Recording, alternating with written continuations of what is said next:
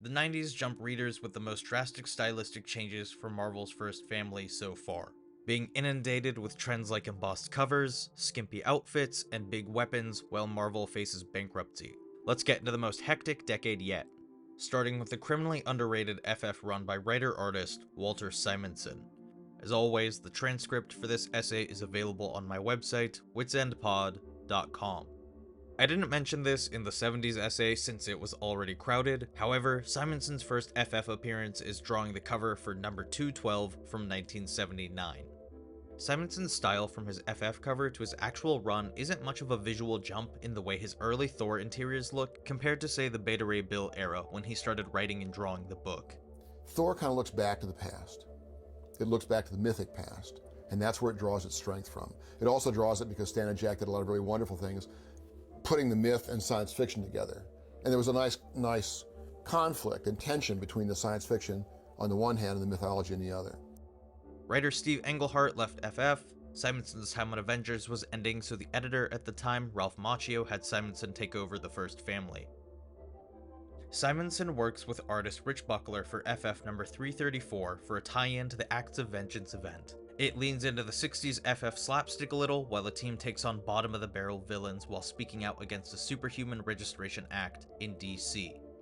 The real meat of this run starts in 337, where Simonson takes full control of the book. Fantastic Four, to me, goes the other way, because it has this pulp science fiction background in a sense.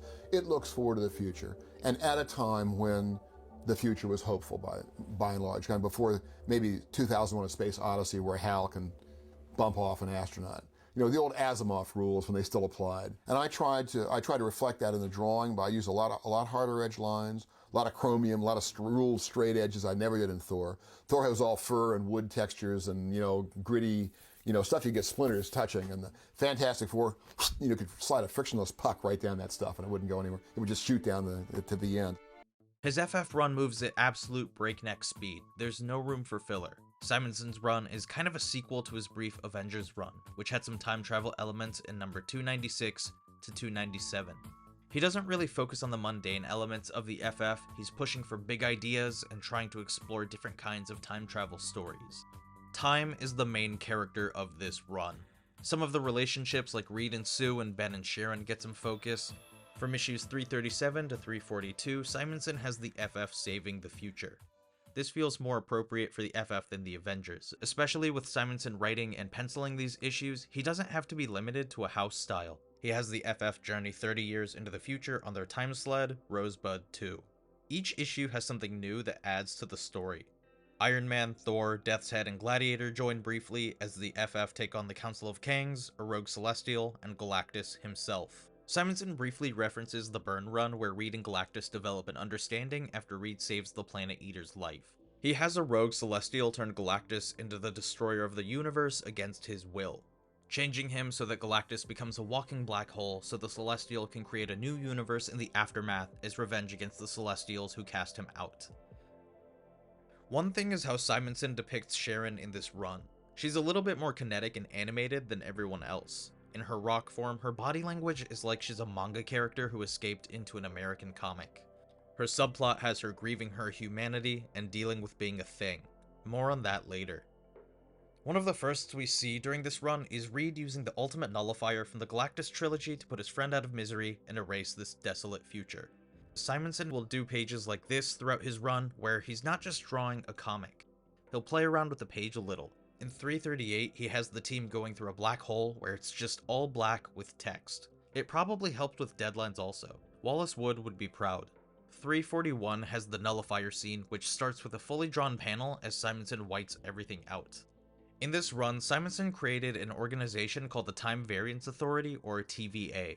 According to Simonson, he wanted to satirize corporations and bureaucracy. The TVA is all paperwork, meetings, and lack of upward mobility. Even though it's parodying corporate culture, the TVA is responsible for keeping the timelines in order. There are these agents called chronomonitors who are faceless people in suits. They are reminiscent of Jack Kirby's Global Peace Agency characters from his OMAC comics. Two major TVA agents have faces. One is Justice Peace, a parody of Judge Dredd. The other is Mr. Mobius, who is physically based on Marvel writer and editor Mark Grunwald. So, stopping the Celestial and Galactus saves the future, but it changes everything else. When the FF go back home, they notice a few minor changes. Also, there's a Joseph Stalin robot in there somewhere, huge guns, World War III, along with an island of dinosaurs in the modern day. The dinosaur story is relevant because Simonson found a way to turn his interests of Kirby comics, science fiction, fantasy, and dinosaurs and make them into a career. According to Simonson, he even signs his name in the shape of a brontosaurus. Here it is, number 347 to 349, one of the most infamous FF stories. Written by Simonson with pencils by Arthur Adams. Adams tends not to do interiors often unless it's a shorter project like these 3 issues or the Longshot series. This arc is a feast for the eyes, and it probably gives Simonson enough time to write and draw the issues that follow this arc, like the oversized issue 350. This Adams drawn arc is full on commercialism, but there's a reason behind it.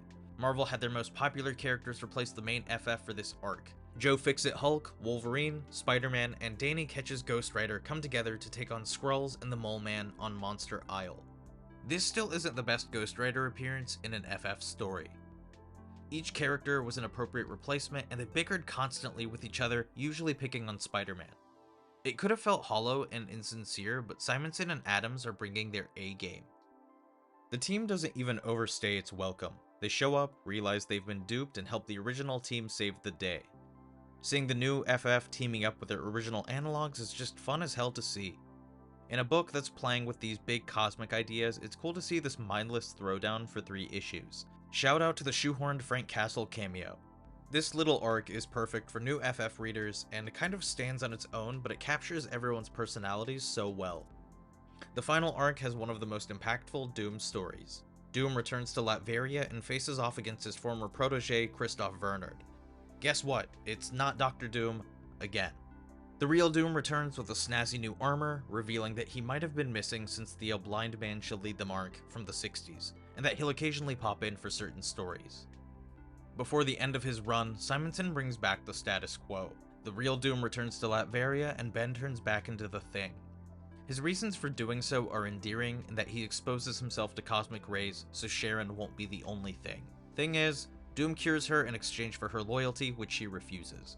Simonson brings back another element from a previous run with Spiky Thing and has him go toe-to-toe with Doom, calling back to the Kirby and Lee scene where Ben breaks Doom's hands. There's some comics that break away from the standard storytelling structure, making readers participate with the story outside of just flipping a page. Since I'm covering FF books, I'll reference titles related to the FF. In FF 252, John Byrne structures the Negative Zone story horizontally for no reason other than he can. Simonson has 2 timelines for FF 352, having the readers play along to read the story chronologically. The panels on the right have a non-linear fight with Doom and Reed. Silver Surfer number 11 by Mike Allred and Dan Slott, the Mobius issue, is structured where readers are supposed to flip the comic in every direction to read the story. All of these have the readers participating instead of passively reading. Simonson ends his run with the FF breaking away from the TVA and going back to their own timeline. This guy loves Kirby, but he brings something new and injects the FF with the kinetic energy the book desperately needed.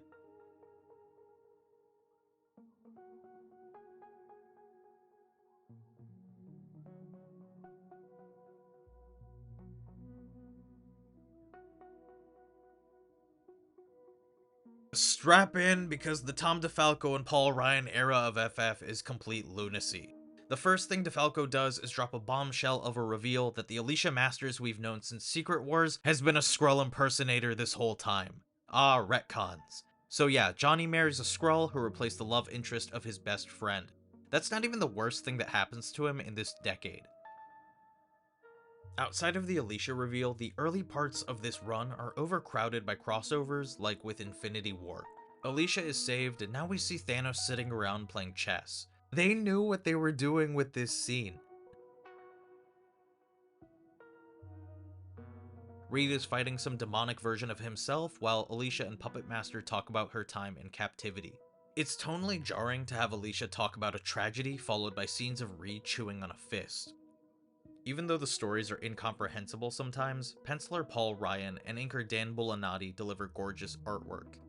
One cool detail is how for an extended chunk of the series, DeFalco and Ryan are listed as co-plotters. Sometimes they're called the Tag Team Supreme. This run starts with number 356, but it doesn't even start getting coherent until about 374, where the FF face off against the new Fantastic Four. There's no reason for them to show up other than Wolverine ends up slicing the Thing's face, so Ben has to wear a helmet for most of the 90s. It's kind of a callback to his original costume, but it was a cosmetic change for a character who didn't really need it. A tragedy of this run follows a plot thread from the Simonson era. Now that Sharon is cured, she's working as an agent for Doom. Another example of forcing drama for the sake of it. Sharon ends up turning against Doom, so he triggers a mutation in her, causing her to become more monstrous than her she-thing form. If this was presented coherently, it could have been a tragic storyline, but it just feels like Sharon deserved better. One of the stronger plots in this run is when Reed is taken out of commission during a fight with Dr. Doom. Reed and Doom leave the title for a long time. Sue takes over the FF for the rest of the decade and even recruits Scott Lang's Ant-Man as their engineering consultant. As random of a pick as he is, Scott Lang is a pretty useful member of the team. He ends up fixing the team's Time Sled, which comes into play later in the run. Lang brings an everyman sensibility and some levity to the team. He and Christoph Bernard's Doom have some pretty funny interactions. Ant-Man does get one of the better redesigns in the 90s though. In the middle of this run, Jack Kirby passed away on February 6th, 1994. In issue number 388, which came out the following month, Marvel had the 90s Fantastic Four go up against the 60s characters as a send-off to the King. At the end of the issue, there's a mashup of Kirby's art with a note that says, "Thanks for the memories, Jack." It would have been nice if he got his original pages back though. Kirby was still producing comics until the end of his life, and even teamed up with the Image Comics founders in the 90s for a book called Phantom Force. The Image guys did look out for Kirby and his wife during that time. There were the books he put out with Topps. My personal favorite is Satan 6, which Kirby himself described in 1993. Satan 6 is a bunch of guys who are trying to get into hell. But the devil won't let them because they're not all bad. So they try to go out and do bad things, which turn out to be good. Some of these books were stitched together from discarded Kirby concepts. I've talked about Kirby at length over the years, but the Fantastic Four wouldn't exist without him, and comics wouldn't be the same either. He deserves the credit, and it's amazing how he was still creating until the end. Criticisms aside, this run is consistent in terms of the creative team. It's DeFalco, Ryan, and Bulanadi every issue without fail, except for annuals. Most of the annuals during this run feature art by Marvel veteran Herb Trimpe. He did 12 issues of an FF spin-off called FF Unlimited, written by Roy Thomas.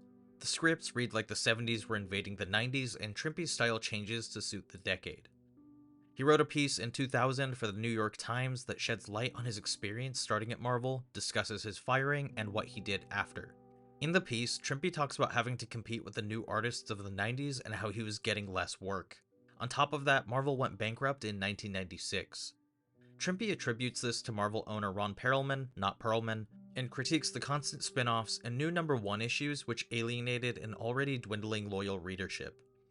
Another point he makes is how he observed that manga is more accessible for all ages than American comics. DeFalco and Ryan create some new characters who stick around for most, if not all, of this run. Paibok is the main villain for the first half. Eventually a new character named Hantara is introduced who becomes a major mentor figure in Franklin's story. It's revealed that Reed Richards' father Nathaniel has been busy because Hantara is Reed's half-sister. There's also another major character who might be another one of Reed's half-siblings. Changes in events happen in this run to stir up drama. Paul Ryan's artwork with Bulanadi's inks stay away from the egregious 90s-isms. I mean, there are big guns, boob windows, vests, however, they tried to tone it down.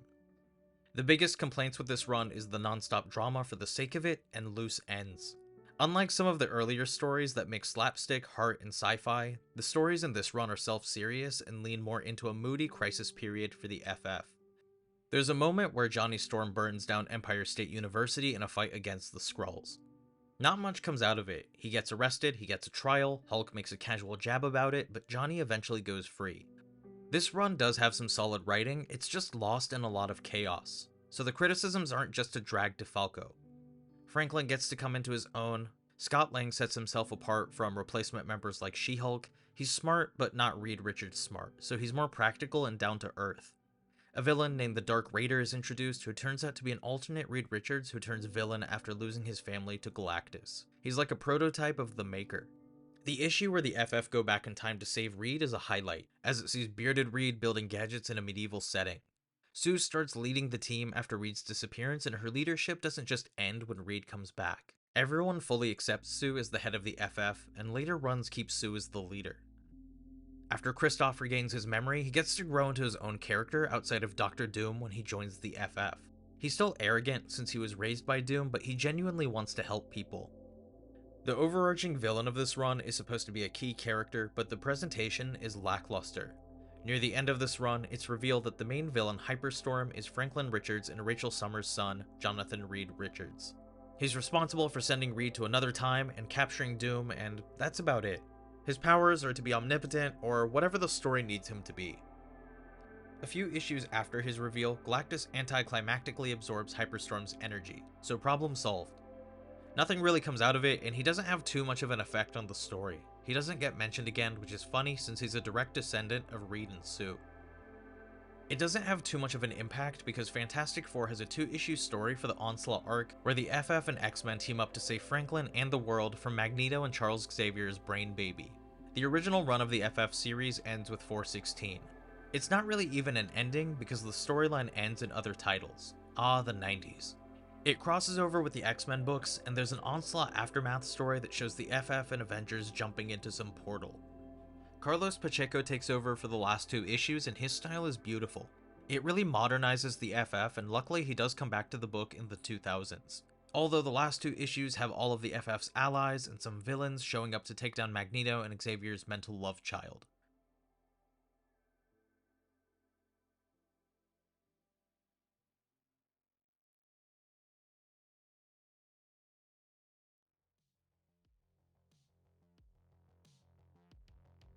Marvel brought in Jim Lee and Rob Liefeld, 2 of the hottest artists of their time, to bump up their low sales. This is when we get into Lee's Fantastic Four era, with co-writing by Brandon Choi and inks by Scott Williams. There was some resentment with the veterans at Marvel and some readers that these artists who not only left the company came back and were handed some flagship series that replaced the originals. Goodbye Mark Waid and Ron Garney Captain America, hello Rob Liefeld. Now Heroes Reborn did lead to a boost in sales. Of course, issue 1s always get a bump, but the second volume of FF did consistently outsell the original run it replaced. Sue is basically the leader of the FF in Heroes Reborn. Like in the original comics, she designs the costumes. The suits in this version are repurposed S.H.I.E.L.D. outfits. She rips off the S.H.I.E.L.D. logo and MacGyvers the FF logo with electrical tape. The moment from FF number 1 is modernized where Sue goads Ben into flying the rocket by calling him a coward. That was actually nicely done, since Lee and Choi established that Ben has feelings for Sue even though she and Reed were together. Those remixed scenes from the original stories are a welcomed inclusion, but most of the run doesn't have those quiet world-building moments. Certain characters are close to their original counterparts, however Lee will do some crazy interpretation like his take on Super Skrull, who kind of looks like what Ultimate Green Goblin turned into. These titles feel a little more like early versions of the Ultimate line, which hadn't been created yet. Jim Lee and Scott Williams depart as penciler and inker by issue 6, Brett Booth takes over as penciler with Todd McWeeny on inks. Ron Lim does some pencils too. As much as it was supposed to be a launching point for new readers, it really does require knowledge of the previous relationships for them to have any impact. For example, Human Torch meets the Inhumans in issue 8 and immediately becomes close with Crystal by issue 9. The next time they're seen together is in issue 12 while Galactus is trying to consume Earth. Everyone randomly shows up, they fight Mole Man and Namor on the same day, Black Panther joins the FF in the fight against Dr. Doom where they immediately introduce Silver Surfer, Galactus, and every other Herald. Even though these stories sold well, there really wasn't anywhere for them to go. There was no longevity. The Fantastic Four got their powers, met most of their supporting cast, and fought Galactus in the span of what feels like a week. The original run had moments of quiet that let the world blossom. While the issues sold well, the line ended and the stories returned to their status quo. Each title had 13 issues, but those issue 13s were part of a Marvel Wildstorm crossover called World War III. The most relevant part of Heroes Reborn Fantastic Four number 13 is that it's written by James Robinson with art by Mike Waringo, both future FF creators.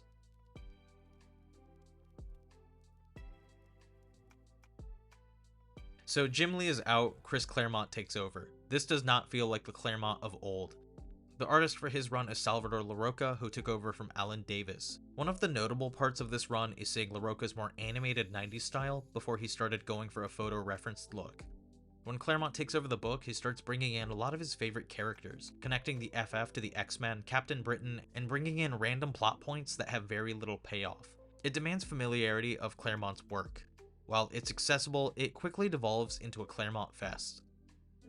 One major change is the FF moving from 4 Freedoms Plaza, which got blown up, to Pier 4, their most humble abode. Claremont's run ends very early in the 2000s and leaves a lot of loose ends. However, even though he forces a lot of his own plot points, he doesn't discard everything from previous runs either. There are issues where replacement members like Luke Cage and She-Hulk appear. He even acknowledges the friendship between Mole Man and the Thing. Even though his run is loud and crowded, Claremont doesn't step on everything that came before. His use of the previous material is usually stronger than the plot points he created. Claremont's run really starts picking up by issue 15, where Valeria, Reed and Sue's daughter, is introduced. There was a Marvel What If issue that features a daughter named Susie, skipping over Byrne's story. This Valeria is from an alternate future where Sue and Doctor Doom have a family. There is a reveal that Heroes Reborn is a universe created by Franklin while waiting for his family to come back after they vanished in the original run. Issue 26 is the last issue of the 90s, so that's where I'll leave it. Claremont departs the book not long after this.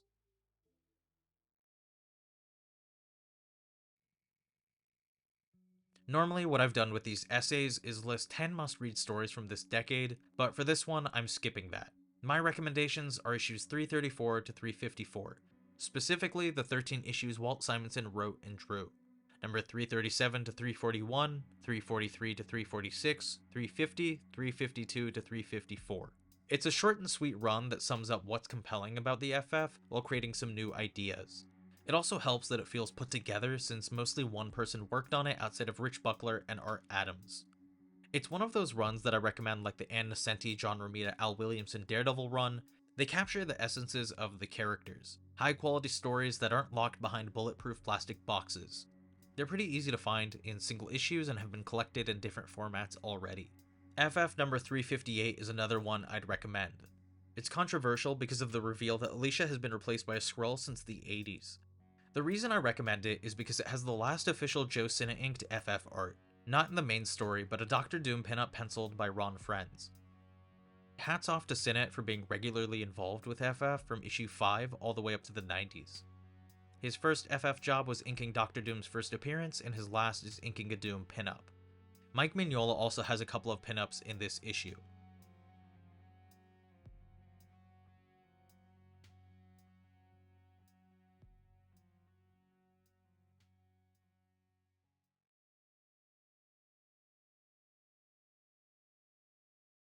Luckily, for the most part, 90s FF stays away from a lot of the stereotypes of the decade and tries to maintain its roots. Heroes Reborn at least injected some new energy by bringing back creators that were popular at the time to varying degrees of success. I've talked about this exact complaint in the 70s FF essay I did, but these comics, superhero comics in general, are hurt by their incestuous nature.